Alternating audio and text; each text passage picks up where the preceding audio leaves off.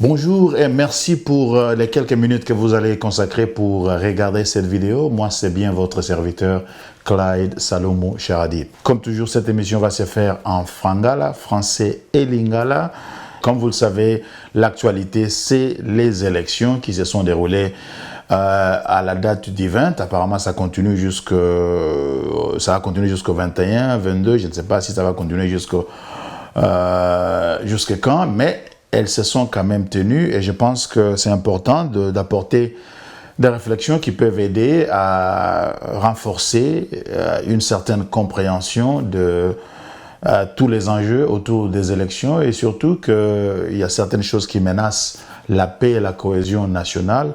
Il est important pour nous de la diaspora, il est important pour tout Congolais, partout où vous vous trouvez, si vous êtes en mesure de le faire. Il y a qu'à contribuer dans l'espace médiatique avec des idées, des réflexions qui peuvent aider à élever les niveaux de compréhension et les niveaux d'action des Congolais pour s'occuper de la chose publique, pour s'occuper du développement de notre nation.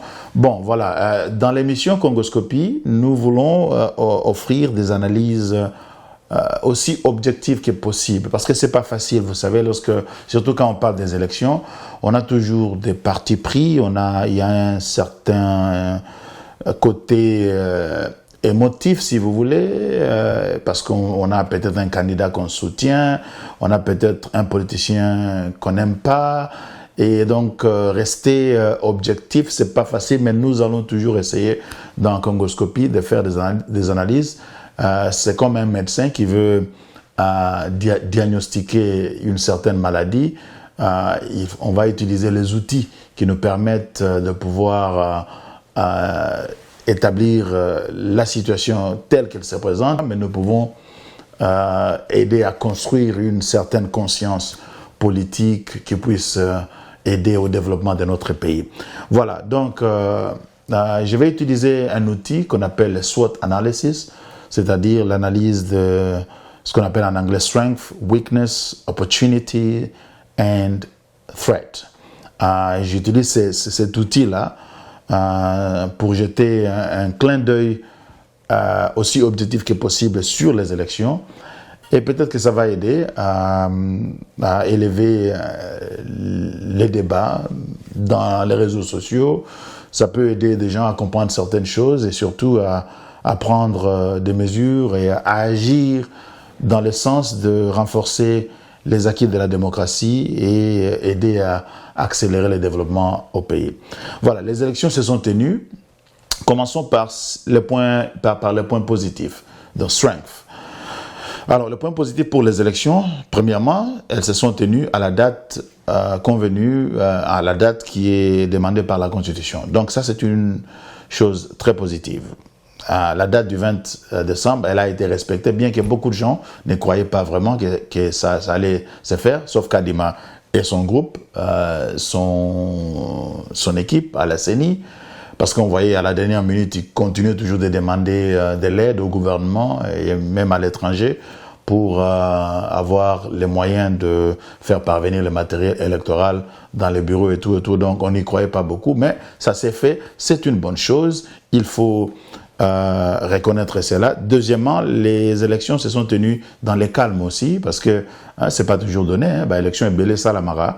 Bon, boule côté tout ça banil, mais quand même, malgré irrégularité, les choses se sont quand même déroulées relativement dans le calme. Voilà. Et puis troisième point positif, les élections se sont faites partout au Congo, sauf peut-être dans les territoires qui sont déjà occupés par M23, où ce n'était pas matériellement possible de pouvoir les organiser. Donc ça, ce sont les points positifs. Il faut reconnaître cela parce que c'est important. Alors, allons sur les weaknesses, c'est-à-dire les faiblesses, les côtés négatifs. Premièrement, on a vu qu'il y a eu beaucoup d'irrégularités. Voilà, ça c'est un fait. Beaucoup d'irrégularités. Machine, comme il y a bureau de vote très tardivement, bureau belé parce qu'il n'y avait pas de machines. Il y avait des machines qui ne fonctionnaient pas pour plusieurs raisons. Et puis on a vu des machines qui se trouvaient dans les domiciles des personnes tierces, et tout ça. Donc, beaucoup de désordre. Monseigneur, ou plutôt cardinal Ambongo, lui, il a parlé du désordre organisé. Ce sont ces mots, mais on n'est pas très loin de la réalité. Il y a eu beaucoup d'irrégularités. Ça, ce sont les côtés négatifs. Et ça pose un problème parce que lorsqu'on a affaire à beaucoup d'irrégularités, ça met en cause la validité même des élections. C'est vrai qu'il y a un processus de protestation. Donc, on voit qu'il n'y a pas eu beaucoup de transparence sur certaines choses, même avant les élections. Par exemple, la liste des électeurs n'a pas été publiée, c'est ce qu'on apprend. Et puis, la cartographie de bureaux de vote n'a pas été publiée non plus.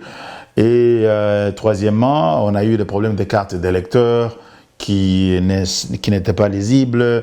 Donc, beaucoup de gens aussi ne pouvaient pas trouver leur nom sur la liste des élections. Tout ça, ce sont des points négatifs qui se sont manifestés lors de ces dernières élections. Et ça, on ne peut pas ne pas les reconnaître. Il faut évidemment que la CENI puisse apporter des réponses claires et puisse trouver le moyen de résoudre tout ce qu'il y a comme équation qui se pose à cause de tous ces éléments-là. Ça, c'était le deuxième point, weaknesses, ou le point négatif. Troisièmement, c'est l'opportunité ou les opportunités. Quelles sont les opportunités qui se présentent à cause de tout ce que je venais d'énumérer? Voilà. Il y a une opportunité pour la CENI de pouvoir se rattraper. Parce qu'il y a eu tellement d'irrégularités, la CENI doit être à mesure de nous démontrer, d'abord, une certaine transparence dans les réponses qu'ils peuvent donner à toutes ces questions-là, parce qu'il ne faut pas que la CENI manque de répondre correctement à tout ce qu'il y a comme accusation d'irrégularité. S'il y a un déficit de communication, ça peut poser problème. La CENI doit être à mesure de nous dire exactement combien de bureaux ont été ouverts, combien de bureaux avaient eu un retard dans l'ouverture ou le déroulement ou le début des opérations des élections, combien de bureaux n'ont pas été ouverts au premier jour, combien de bureaux ont été affectés par des machines qui n'ont pas fonctionné, combien de bureaux ont été peut-être affectés par des machines qui ont été vandalisées. Donc tout ce qui s'est passé, la CENI doit être claire et transparent pour donner des éléments qui vont nous aider à comprendre exactement ce qui s'est passé et puis évaluer, je vais dire, l'impact de ces irrégularités sur le reste du processus électoral. Parce que si nous avons, on nous dit 75 000 bureaux de vote, s'il y a eu des irrégularités qui ont entaché le déroulement des élections dans 1000, 1500, 2000, 5000 bureaux, ça ne veut pas dire que tout le reste qui s'est passé dans les 70 000 bureaux n'est pas valable. Mais il faut analyser froidement, correctement, tout ce qui s'est fait et évaluer de manière objective, si vous voulez, l'impact de ces irrégularités sur l'ensemble du processus électoral. Et ça, c'est une opportunité pour la CENI de se rattraper. Ça, c'est important. Et puis, la CENI doit aussi faire tout ce que la Constitution lui demande, notamment publier les résultats bureau par bureau. Nous avons vu, nous continuons de voir la publication des bureaux, je crois que c'est par district que ça s'est fait. Ce n'est pas la même chose si on proclame les résultats par district, ce n'est pas la même chose que par bureau par bureau. Donc, c'est vrai que c'est une première fois qu'on voit ce qu'on voit à travers cette publication qui est transparente jusqu'à un certain niveau. On n'a jamais vu ça avec le grand tableau où on donne des chiffres et tout. Mais à la fin, il faudra que les résultats bureau par bureau soient publiés, aussi bien sur le site de la CENI, qui est, je parle du site internet, mais aussi sur le site physique.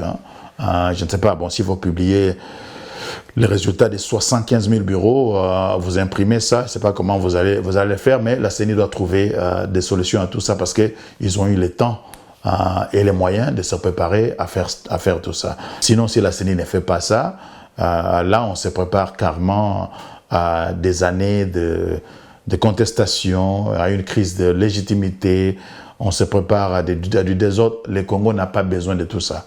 Donc, l'opportunité est là pour la CENI de se rattraper. Et puis, le quatrième point, c'est les menaces, au pluriel.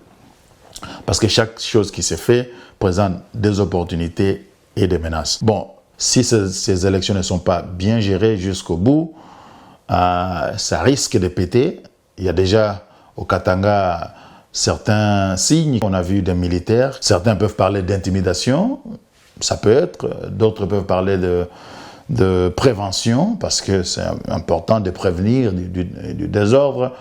Nous voulons rester neutres et objectifs dans ces analyses, mais il y a cette menace qui se pointe à l'horizon. Aussi bien la CENI que le gouvernement doivent tout faire pour que le reste du processus électoral, notamment la publication des résultats, tous les processus de publication, soient faits de manière suffisamment transparente pour que les gens soient rassurés. Moi, je voudrais interpeller chacun d'entre nous de comprendre que nous avons l'obligation de contribuer à amener l'élégance dans la politique au Congo.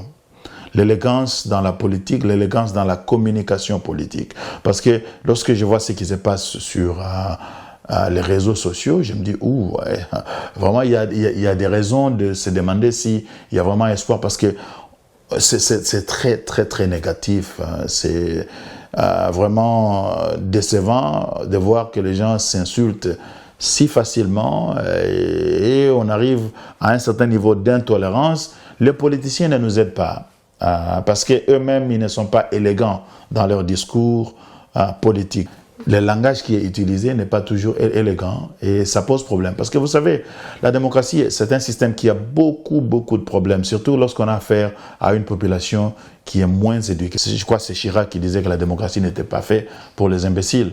Mais je crois qu'il y a une réalité là-dedans. Nous avons une population qui est en majorité très peu éduquée et ce qui fait que ça pose problème lorsque les gens n'ont pas un certain niveau d'éducation qui puisse leur permettre de comprendre certaines choses et de se comporter en conséquence. Mais ça ne se passe pas simplement au niveau de la basse classe. Même les intellectuels, les soi-disant intellectuels, il faut voir ce qui se passe sur Internet. C'est des gens qui sont très bien éduqués, qui ont des qualifications, mais quand ils communiquent, ils utilisent des mots, ils utilisent des expressions, des phrases qui vraiment n'aident pas à cette élégance. Nous devons tous travailler à encourager l'élégance politique parce que c'est de cette manière que ça va nous aider à consolider les acquis de la démocratie. La politique, c'est la gestion de la cité. Elle comprend tout. L'économie, le social, l'éducation, la santé et tout. Donc il faudra que nous puissions, nous, Congolais, éviter dans nos différentes positions politiques de nous exprimer de manière malsaine, d'insulter, d'attaquer les gens, mais plutôt faisons des critiques avec élégance pour démontrer les insuffisances qui se pointent à cause de telle ou telle chose et appeler les gens à réfléchir autrement et voir ce qui est possible pour mieux faire la prochaine fois. Voilà.